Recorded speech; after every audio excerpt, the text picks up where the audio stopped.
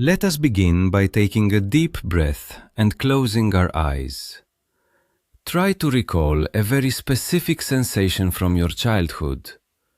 Perhaps it is the unmistakable metallic click of a heavy coin dropping into a red public telephone, or the sweet, sticky smell of a synthetic orange soda on a suffocatingly hot July afternoon. Today, we are going to embark on a beautiful journey back to 1970s and 1980s Hungary. We are going to dust off the memories of 20 forgotten things and rituals that defined our youth. These were not just objects, they were the very fabric of our daily lives, the glue that held our families and communities together. As we walk down this memory lane, you will realize how much you have missed these simple joys. And wait until we reach the final memory, for it holds a scent so familiar, it will instantly bring the comforting embrace of your grandfather right back into the room. Before we dive into our memories, we must understand how differently time flowed back then. In those decades, life was not a frantic race against the clock. Time moved slower, with a deliberate, comforting rhythm. Waiting was not considered an inconvenience. It was a natural part of existence. We waited in line for fresh bread. We waited for the television broadcast to begin at a specific hour, and we waited weeks for a handwritten letter to arrive. Today, many people look back and assume that because we lacked modern technology and instant gratification, our lives were somehow poorer or less fulfilling. But that is a profound misconception. Our lives were immensely rich in genuine human connection, in deep, uninterrupted conversations, and in the sheer appreciation of small, hard-earned joys. Without the constant distraction of glowing screens in our pockets, we looked each other in the eye. We experienced the physical world with all our senses, feeling the texture of our surroundings and breathing in the atmosphere of our communities. We were not poor in spirit. We possessed an emotional wealth, an absolute sincerity in our daily rituals that the modern world has sadly forgotten. Let us remember the evenings and the familiar, comforting melody playing from the heavy, wooden-cased television set in the corner of the living room. It was exactly 8 o'clock in the evening, and the whole house knew it was time to settle down. You could hear the gentle static of the screen warming up, casting a pale bluish glow across the room. Then, the little bear, the beloved television mascot, appeared on the screen, diligently brushing his teeth before sitting down to watch the bedtime story. This was not just a television program. It was a daily ritual that anchored our childhoods. Parents would finally sit down after a long day of work, resting their hands on the armrests, exhaling softly. The sight of that little bear meant the day was done, the night was safe, and the family was together. There was no endless scrolling, no on-demand cartoons. You had to be there in the moment, waiting patiently for the magic to begin. And when the story ended and the little bear went to sleep, you knew it was your turn to close your eyes, feeling the absolute security of a home where tomorrow would bring the same comforting routine. Now, let us take a walk to the local grocery store. Can you still recall that overwhelming, rich aroma of roasted coffee beans hitting your face the moment you pulled the heavy metal door handle? Right by the checkout counter stood the large red industrial coffee grinder. People did not just buy pre-packaged, soulless dust. You would buy whole beans, pour them into the top of the machine, and wait as the loud, vibrating hum filled the small shop. The whole floor seemed to tremble slightly under your shoes. You would clip the thick brown paper bag to the bottom, watching the freshly ground coffee pour down like dark, fragrant sand. Holding that warm paperback on the walk back home was a small joy. The smell would linger on your fingers, on your clothes, and in the kitchen for hours. It was a time when grocery shopping was a deeply sensory experience. You knew the lady at the cash register by name. She knew exactly how much bread your family needed, and the simple act of grinding coffee felt like a small, sacred morning ceremony. It was a slow, deliberate process that taught us to appreciate the true flavor of the moment. Let us move on to the red telephone booths and the heavy metal coin we called the tantusz. Before mobile phones lived in our pockets, making a call away from home was a physical, almost theatrical event. You would stand on the street corner, waiting patiently outside the glass booth, watching the person inside nod and gesture.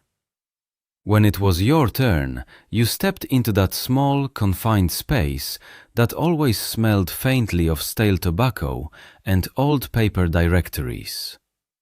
You took the heavy, grooved coin between your fingers, feeling its weight, and dropped it into the slot. The mechanical clunk it made as it fell into the machine was incredibly satisfying. Then came the tactile resistance of the rotary dial, pulling it all the way around and letting it spin back with a rhythmic whir. If the person answered, the coin dropped with a final echoing thud. That sound meant connection. It meant someone was on the other end, ready to listen. It made every conversation feel valuable and earned, simply because you had to put in the physical effort to reach out. We did not take communication for granted back then, because every word cost a precious coin and a moment of our time. And what about the blazing hot summer afternoons, cooled down only by a bottle of Bambi soda? If you grew up in the 1960s or 1970s, you remember that unmistakable synthetic orange flavor.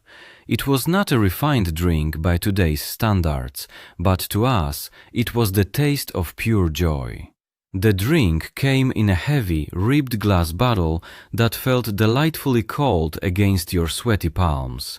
When the metal crown cork was popped off, a tiny mist of carbonation would escape into the warm air. The liquid itself was thick, sticky, and overly sweet, leaving a bright orange hue on your tongue. We would sit on the edge of the pavement, passing the bottle around or drinking it all in greedy gulps, while the sticky syrup inevitably dripped down onto our hands, attracting eager wasps. Drinking this soda was a social event, a shared treat at the Lido or outside the local cinema. It was a simpler time when a single sugary beverage could make an entire afternoon feel like a grand celebration. We did not need endless varieties of flavors on supermarket shelves. That one sticky, perfect bottle was more than enough to make our childhood summers feel wonderfully complete.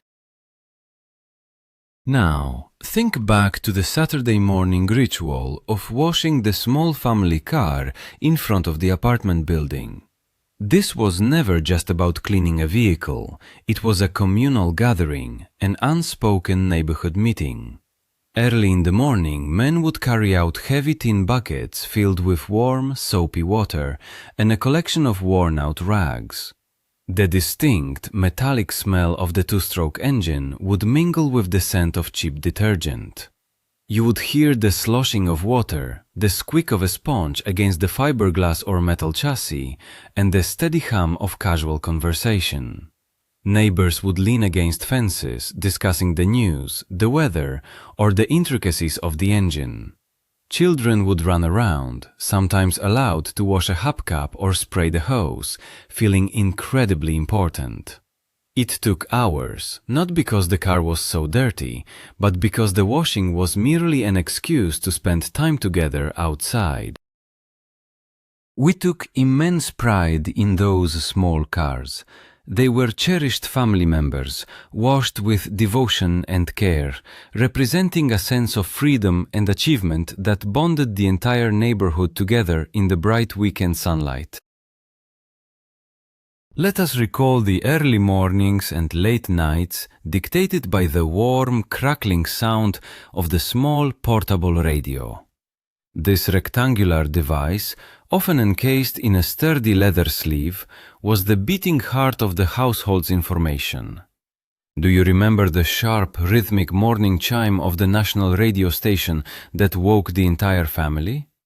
The smell of the warm electrical components inside the radio as it ran for hours on the kitchen table. Tuning the radio was an art form in itself.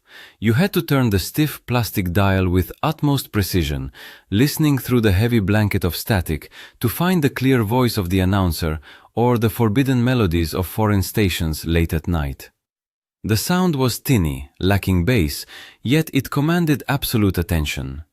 Fathers would lean in close, their ears almost touching the speaker, faces serious and focused. The radio connected our small, quiet apartments to the vast, turbulent world outside. It demanded active listening, a stark contrast to the endless background noise of today.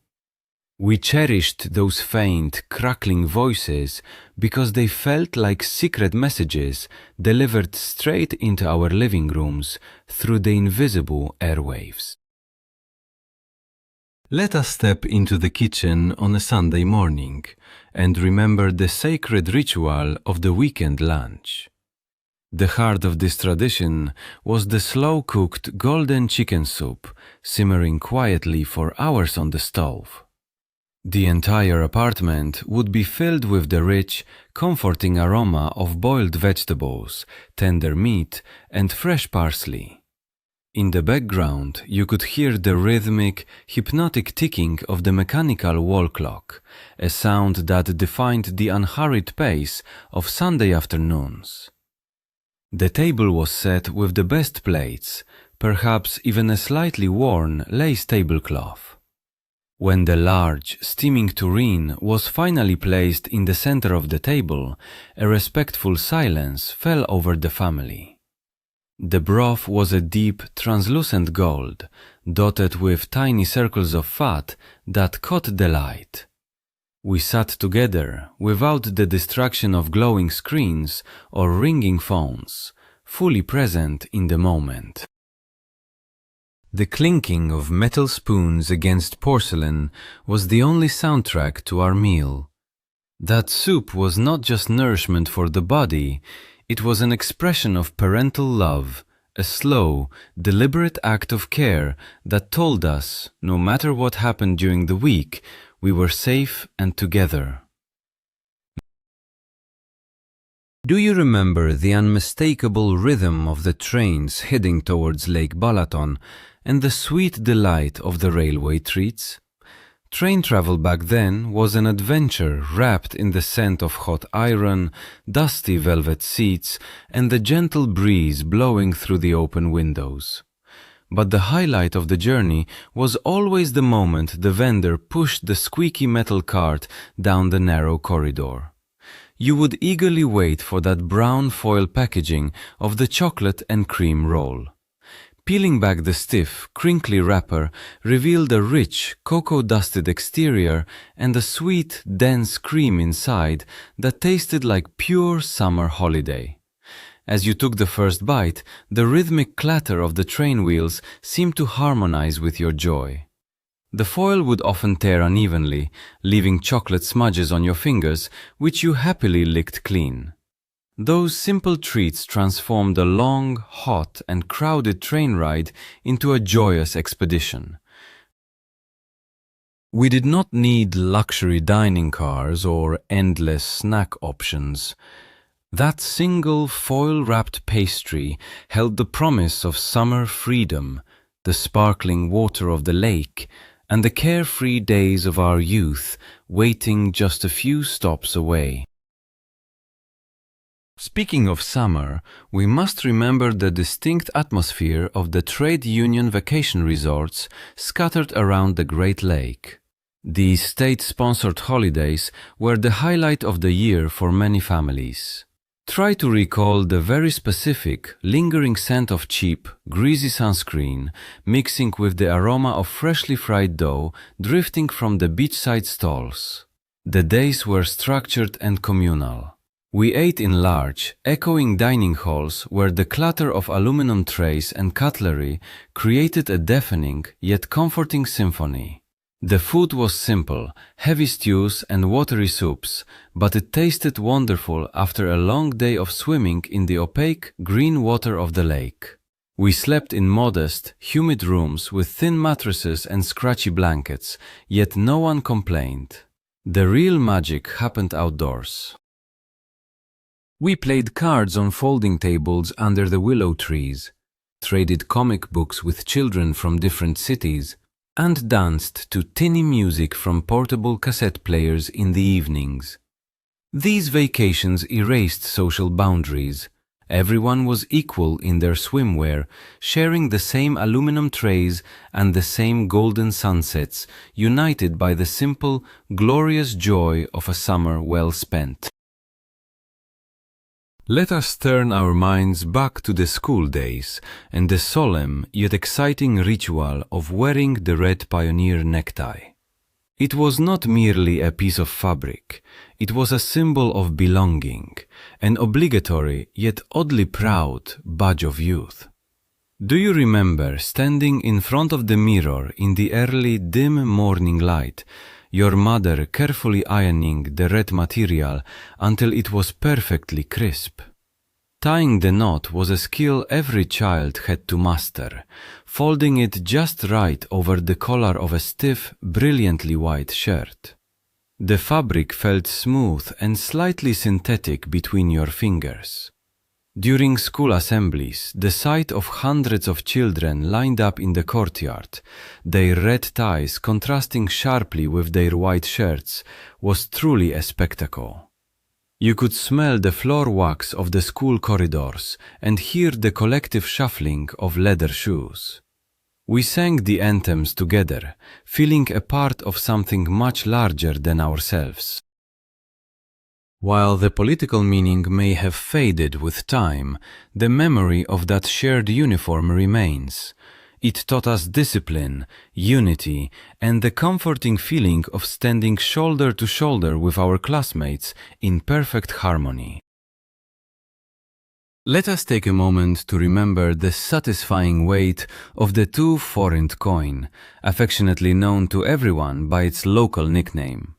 Before inflation turned our pockets into digital numbers, physical money had a distinct character and tangible value. This specific piece was a beautiful, heavy, yellowish brass coin that felt significant when you held it in your palm. If you had one of these in your pocket, you were rich in the eyes of a child.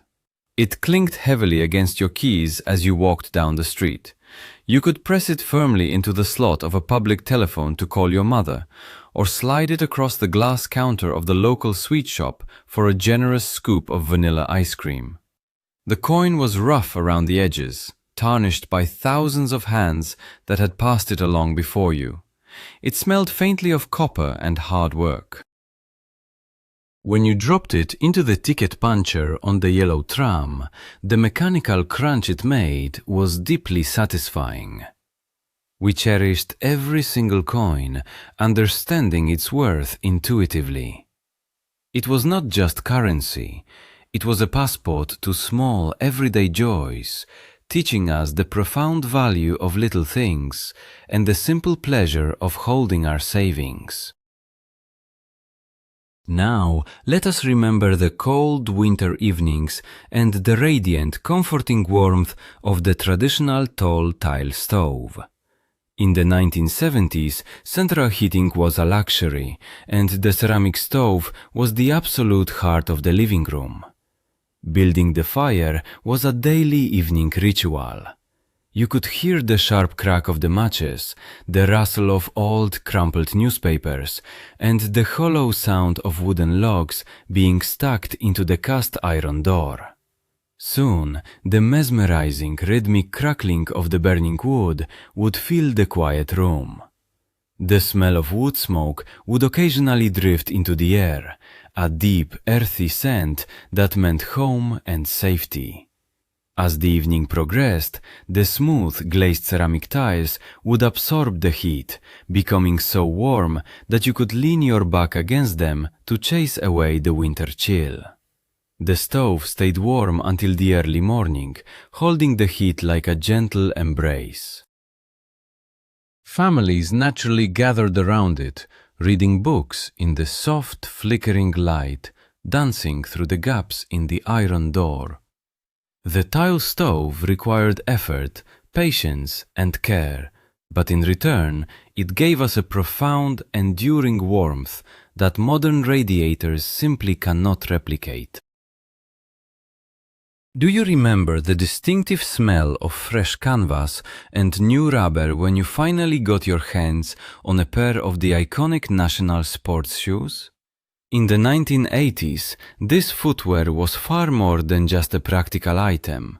It was the ultimate symbol of youth culture, style, and belonging. The famous logo stitched onto the side of the shoe was a badge of honor on the schoolyard. When you opened the cardboard box, the strong, industrial scent of the vulcanized rubber sole hit you immediately. They felt slightly heavy, incredibly sturdy, and completely magical. Wearing them for the first time, you felt like you could run faster and jump higher. The laces were thick and bright, the stitching immaculate. Teenagers would spend hours carefully wiping away any dirt, desperate to keep the white rubber pristine for as long as possible. Owning a pair of these shoes meant you were part of the modern wave, a stark contrast to the stiff, formal leather shoes of previous generations. They represented a newfound freedom of expression, a shared aesthetic that united teenagers across the country, walking the dusty summer streets together with pride, confidence, and an unmistakable sense of cool. Let us drift back to the magical Saturday nights when the streets of every town and village went completely silent because the National Dance and Song Festival was broadcasting on television. This was not just a music competition, it was a unifying national event. Families would gather in front of the small, glowing black and white screens, often inviting neighbors who did not yet own a television set. The room would smell of strong black tea and freshly baked savory scones. As the heavy velvet curtains parted on the screen and the live orchestra struck the first majestic chord, a hushed reverence fell over the living room. You could hear the soaring voices of the singers through the small, slightly crackling television speaker. Everyone had their favorite performer, arguing passionately over who had the best voice or the most elegant dress. The next morning, at the market or the bakery, the only topic of conversation was the previous night's performances. The songs became instant classics, woven into the fabric of our daily lives. The festival proved that we did not need hundreds of channels to be entertained. A single spectacular broadcast had the power to bring an entire nation together in harmony.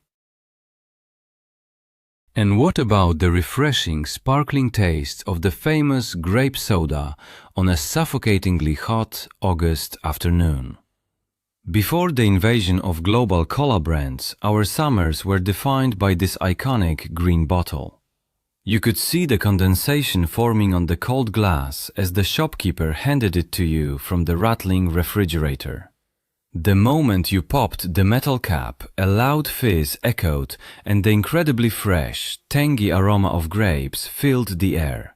It was a crisp, clear drink, devoid of the heavy syrups we were used to, offering a sophisticated, almost elegant refreshment. Pouring it into a thick glass tumbler, you would watch the myriad of tiny bubbles dance rapidly to the surface. It was the drink of celebrations, of Sunday lunches by the lake, and of quiet moments resting in the shade of a large walnut tree. The taste was sharp, fruity, and perfectly balanced, leaving a lingering sweetness on the lips. Sharing a large bottle of this grape soda with friends or siblings was a generous act, a communal sharing of the summer bounty. It remains forever bottled in our memories, a sparkling, green-tinted reminder of the long, carefree days of a youth bathed in golden sunshine. Let us open our old school bags and remember the distinct, sharp scent of the blue ink and the pristine pages of a fresh, checkered notebook. The notebook was the canvas of our education. Using a fountain pen was a true discipline. You had to hold the heavy metal pen at the precise angle, applying just the right amount of pressure so the metal nib would glide smoothly over the paper. The sound of a classroom filled with 30 children writing was a rhythmic, scratching symphony. The blue ink had a chemical, metallic smell that you could never wash completely off your fingers. Do you remember the panic of a sudden ink blot and the frantic use of the pink blotting paper to save your hard work? We took immense pride in our handwriting, crafting each letter with deliberate care. The margins were strictly respected, the pages turned with gentle hands to avoid ruined corners. This slow, methodical process of writing taught us patience and respect for our own words. There was no delete key, no easy way to erase a mistake. We had to think before we wrote, making every sentence a deliberate, permanent commitment on the crisp, checkered pages of our innocent childhoods. Let us step back into the courtyard and remember the ultimate afternoon snack, the legendary slice of bread with dripping. This was not a meal you ate at a formal table. It was the food of freedom, eaten on the run, sitting on a dusty stoop or leaning against a brick wall with friends. Your mother would cut a thick, substantial slice from a large, round loaf of white bread with a heavy crust. She would spread a generous, glossy layer of rich fat over it, reaching all the way to the edges. Then came the vibrant red dusting of sweet Hungarian paprika, contrasting beautifully against the white fat. Finally, sharp, translucent half-moons of purple onion were pressed firmly into the top. The first bite was an explosion of savory, spicy, and sharp flavors. The bread was soft and yielding, the onions provided a sharp, crisp crunch, and the fat held it all perfectly together. It was messy, glorious, and deeply satisfying. We would eat it while our hands were dirty from playing outside, the paprika inevitably smudging our cheeks. It was the cheapest, simplest food imaginable, yet no gourmet meal today can match the pure, unadulterated comfort of that spicy, savory slice of home. Now, let us remember the quiet, tactile joy of collecting and trading small pocket calendars. Long before digital planners and smartphones, these small, glossy pieces of cardboard were highly prized possessions. At the end of every year, companies, shops and factories would print these little calendars, each featuring a vibrant photograph on the back. It could be a smiling woman holding a bottle of shampoo, a shiny new car, or a scenic view of the capital city. The front smelled strongly of fresh printing ink and synthetic gloss. We would carry them meticulously organized in small plastic albums or bound by a rubber band. The true magic, however, was the act of trading. You would sit on the classroom floor or on a park bench, spreading your duplicates out like precious jewels. The negotiation was serious and intense. You would carefully examine the corners to ensure they were sharp and pristine. It was a tangible, physical social network. We learned about art, commerce, and human interaction simply by exchanging these small, fragrant cards. They were tiny windows into the adult world, collected with a passion that made every new addition feel like a grand victory. Do you remember the absolute glorious freedom of riding a heavy folding bicycle down a sun-baked street? This specific bike, with its thick steel frame and distinctive curved body, was the ultimate mode of transportation for the youth. It was practically indestructible. You could feel the solid weight of the metal handlebars in your grip and hear the distinct rattling hum of the chain guard as you pedaled. The best part of the bike was the dynamo light attached to the front wheel.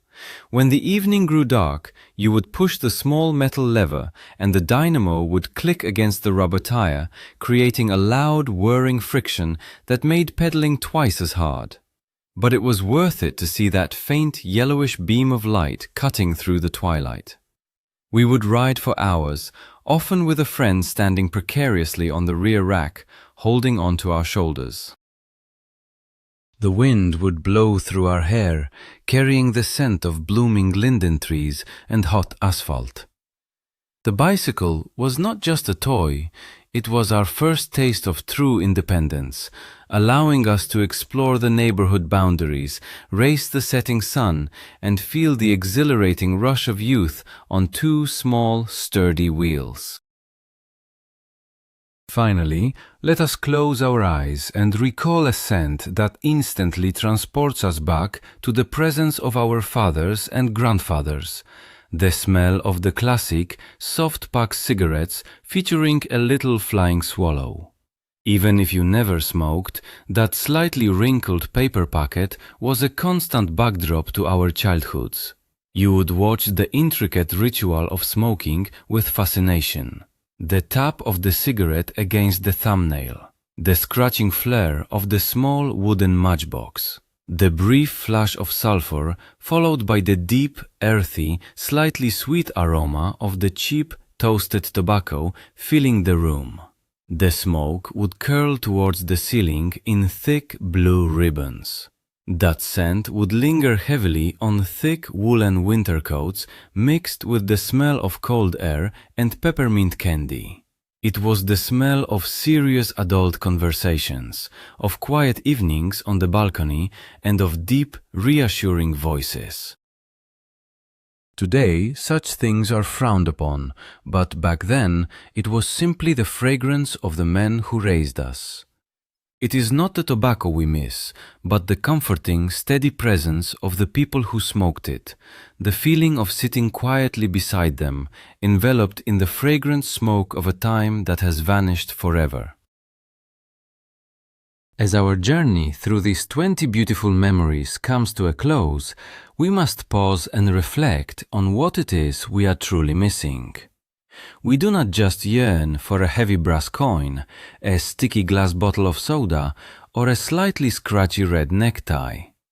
What we are mourning is the passing of our own youth, the sensation of endless time stretching out before us, and the profound, unbreakable connections we shared with our family and neighbors. Those objects were merely the tools we used to build our communities, to show love, and to find joy in a simpler, slower world. The magic was never just in the things themselves, but in the people who held them. If this journey brought a warm smile to your face or a tear to your eye, please subscribe to our channel and leave a like on this video so we can continue to preserve these precious memories together. And now, I turn to you, my dear friend. Which of these 20 memories touched your heart the most, or what forgotten Hungarian ritual would you add to our list? Please share your personal stories in the comments below, for your memories are the true treasures of our shared history.